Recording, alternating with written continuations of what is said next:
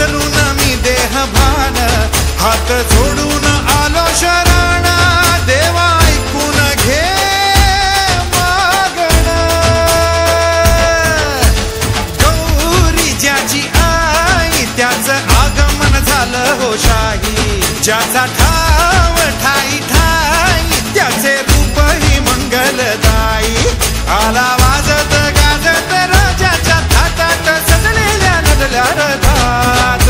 आंबे तुझो टाळ मोडून रथ सजविला, आंबे तुझो टाळ मोडून रथ सजविला। कोण्या देवाचा रथ सजविला, गणपती